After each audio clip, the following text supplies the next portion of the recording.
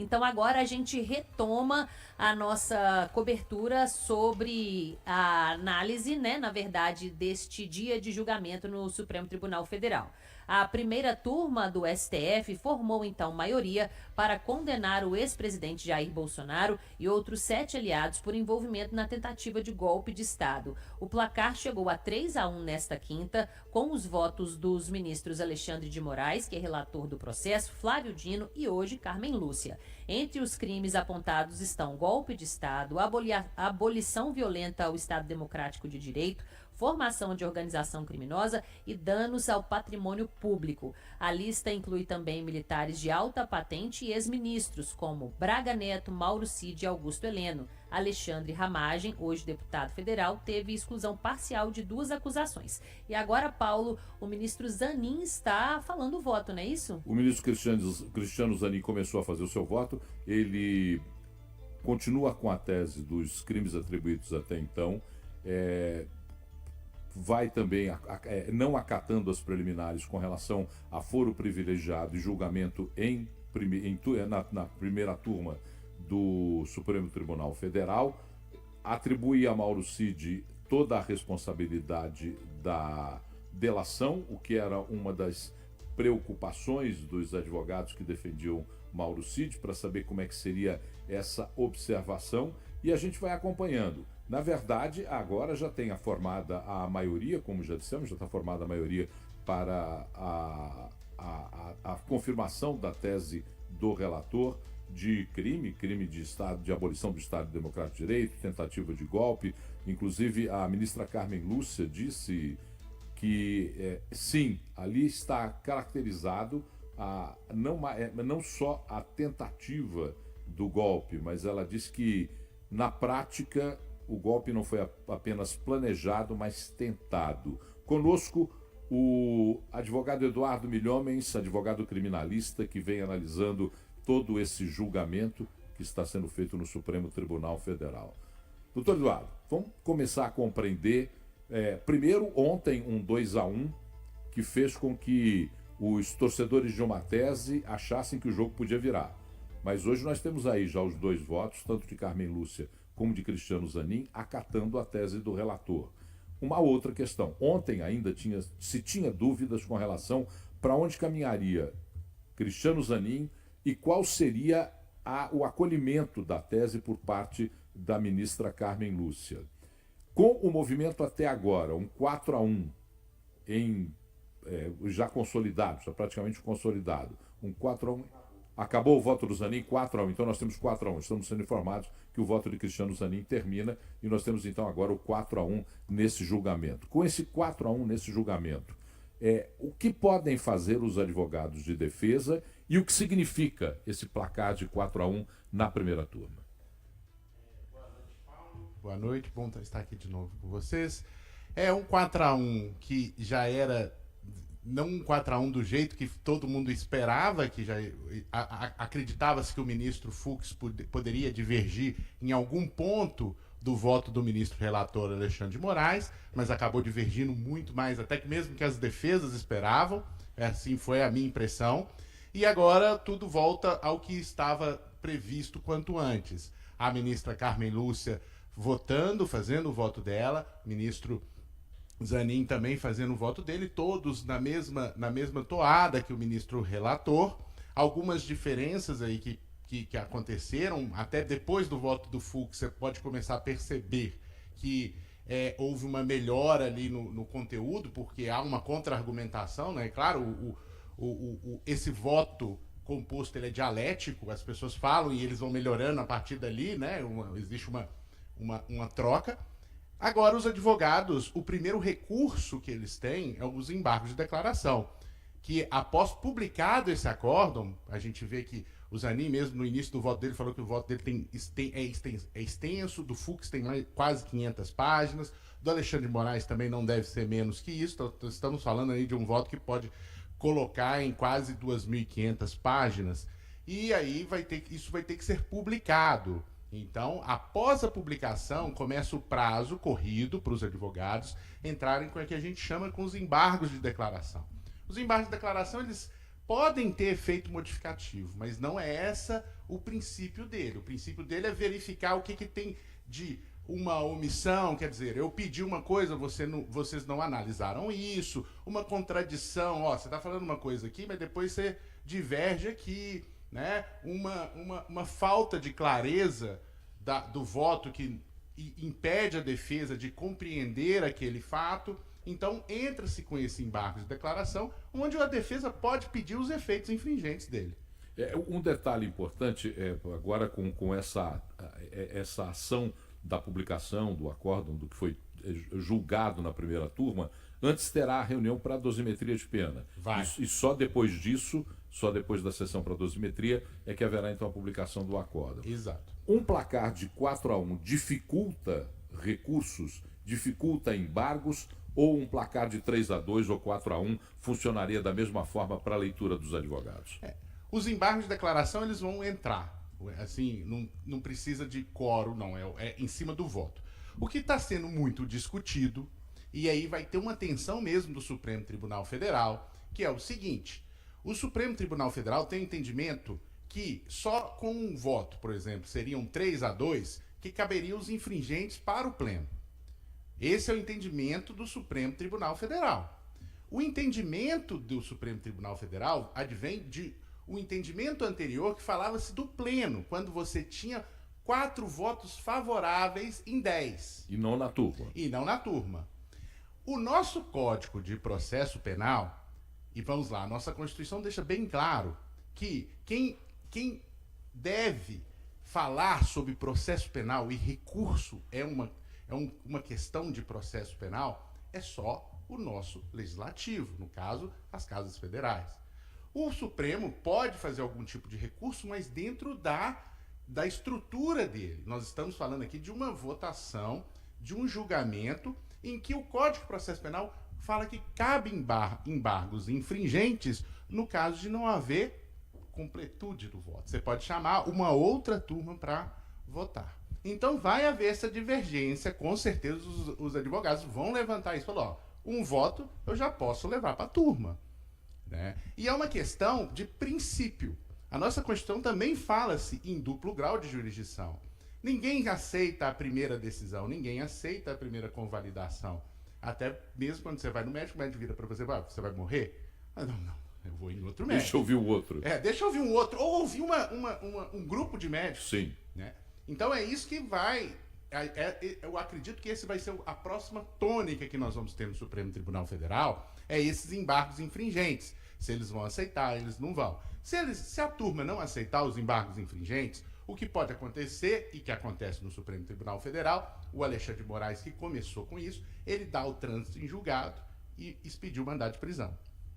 O que pode acontecer também é que ele não aceita, ele expede o mandado de prisão, abre-se a possibilidade de um habeas corpus aí para o pleno. Uhum. Não, porque eu queria saber, esse processo todo que você explicou agora, desde essa condenação, passando pela dosimetria, embargos infringentes, recursos e tudo, até de fato a prisão dessas pessoas, quanto tempo isso pode demorar? É possível fazer uma expectativa? Como o processo vem andando, não é muito demorado, até porque, muito diferente do que até o próprio voto do ministro Fux ontem falou, mas o mensalão demorou 5 anos. Não existia o processo eletrônico, não existia o diário eletrônico. Os advogados tinham que pegar o processo, cada um tinha que ir lá pegar o processo, levar para casa, assistir e entrar com o voto. Agora não. Tá todo mundo lá na telinha do computador, já com um voto lá pronto, então é muito mais rápido. Os prazos do processo penal são curtos. O prazo do advogado criminalista é 2 ou 5 dias, os embargos infringentes têm 8. Mas é tudo prazo corrido, não é dia útil. Então, quando eu sou intimado, no próximo dia já começa a contar. Se contar na sexta-feira, sábado e domingo, conta. Então, é um prazo rápido. Isso vai depender muito do Supremo Tribunal Federal, no caso de quando ele vai colocar esses votos à disponibilização. Acredito que cada ministro já tenha disponibilizado os votos dele, e aí eles vão disponibilizar, a partir daí é publicado no DGEM, que também é um diário eletrônico, que rapidamente se publica e já tem acesso. O fato de Luiz Fux ter divergido com relação a acatar ou não as preliminares, particularmente em duas decisões, foro privilegiado e pleno do Supremo Tribunal Federal. Do pleno, já houve aí a sua fala dizendo que há sim a possibilidade, porque há uma divergência entre o que é o entendimento do pleno e das turmas.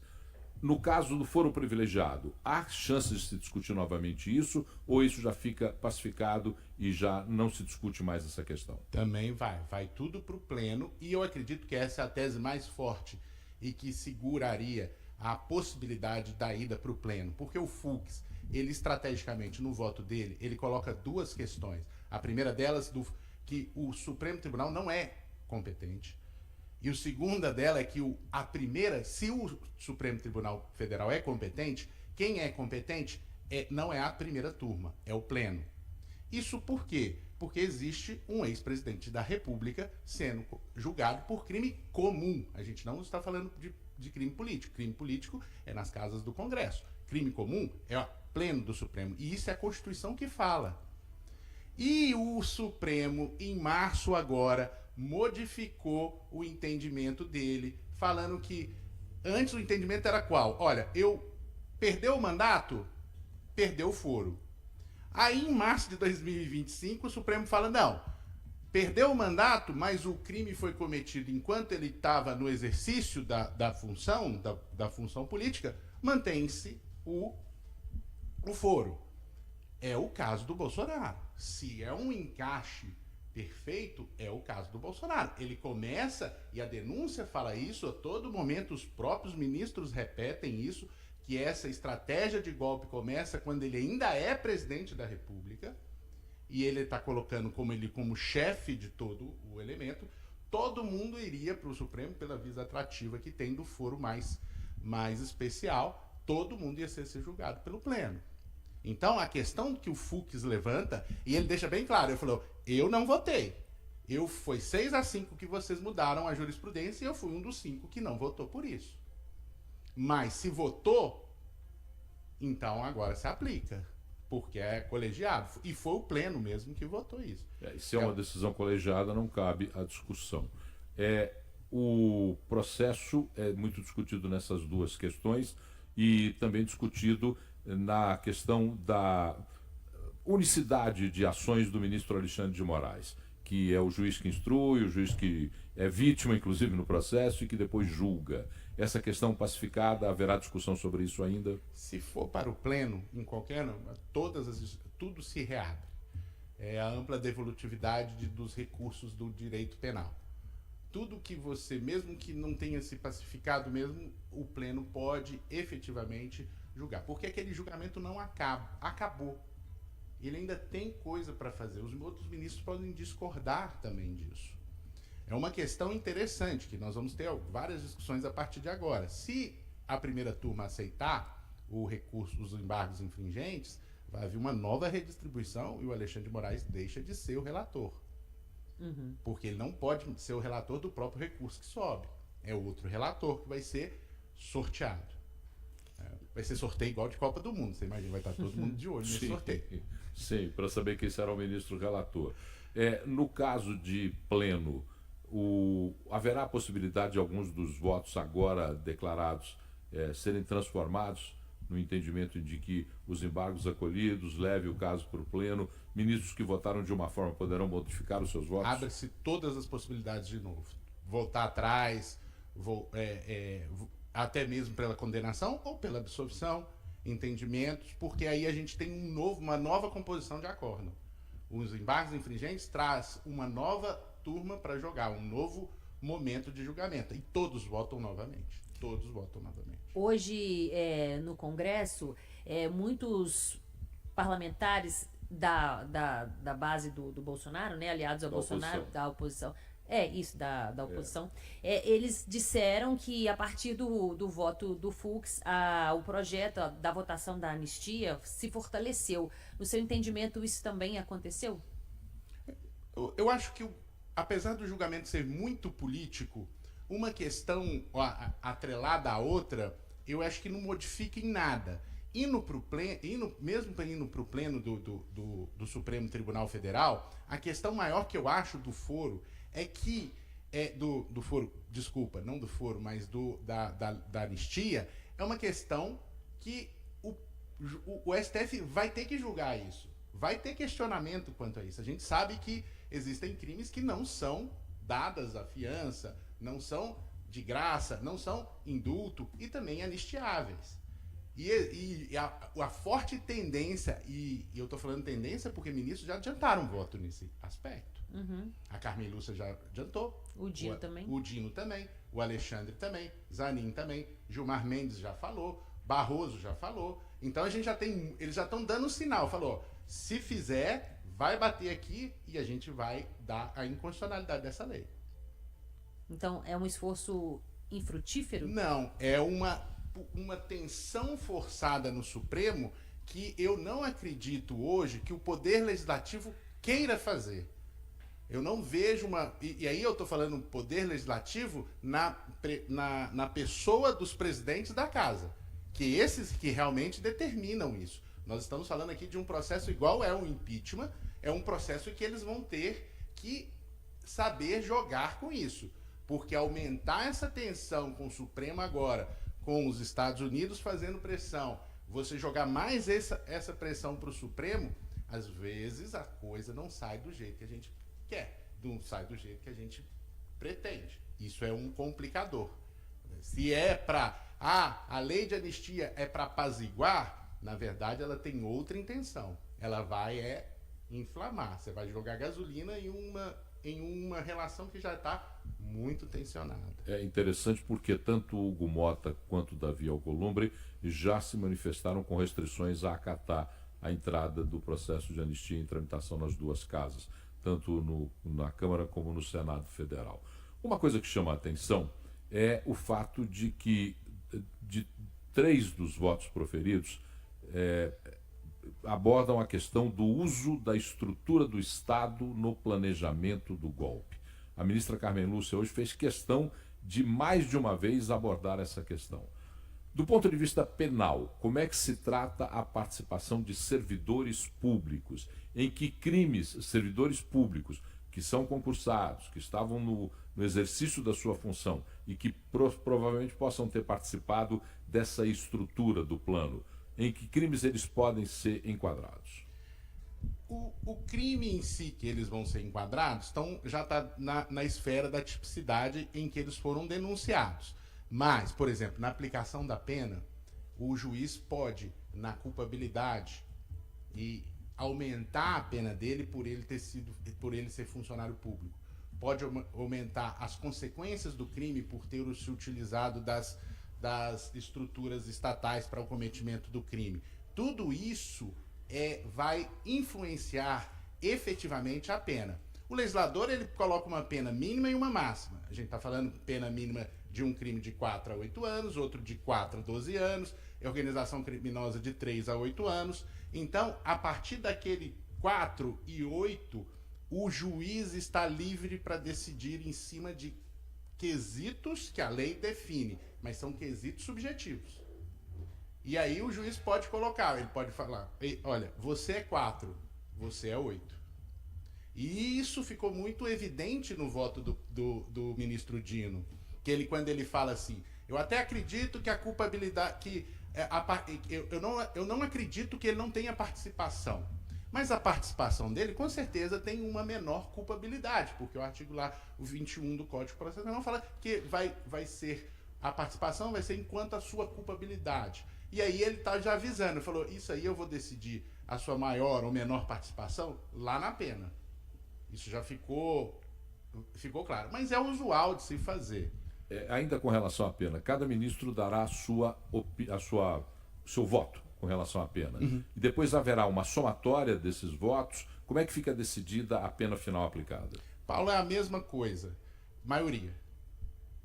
Para esse crime, aí eles fazem todos os quesitos do artigo 59, se tem causa de aumento de pena, causa de diminuição, agravante, atenuante, somatório final, próximo crime, Aí no final eles falam, como que a gente vai fazer? nesses crimes? Vamos somar? Concurso material. Vamos pegar a pena do maior e aumentar? Concurso formal. Ou a gente vai aplicar um aumento da continuidade deletiva, que pode ser de 1/6 a 2/3 da pena, e unificar todas essas penas em uma só. Isso tudo vai ser decidido por maioria, por unanimidade, por maioria. E é interessante que o Fux, mesmo ele absolvendo, ele vota agora de novo nos quesitos de condenação como vencido. E aí fica se decidido ali. Uma outra questão com relação à prisão domiciliar de Jair Bolsonaro. A primeira alegação da prisão domiciliar de Jair Bolsonaro era o fato de que ele estaria interferindo no processo do julgamento e que teria a intenção de sair do país antes do julgamento. Julgamento terminado, concluído. Fica valendo a prisão domiciliar ou é revogada a prisão domiciliar? Eles também vão decidir isso no acórdão, se continuam sim com as medidas cautelares ou se elas podem deixar de existir. Lembrando sempre que a prisão domiciliar é considerada, por jurisprudência do Supremo Tribunal Federal, como pena no regime fechado cumprida. Então, todos esses dias que ele está lá em prisão domiciliar, vão diminuir a pena dele, já vai coletar como pena cumprida. Muito bem, a gente quer agradecer muito, doutor Eduardo Milhomens, mais uma vez pela sua participação, por esclarecer este momento tão importante que o país passa. Esperamos contar com a sua participação novamente amanhã.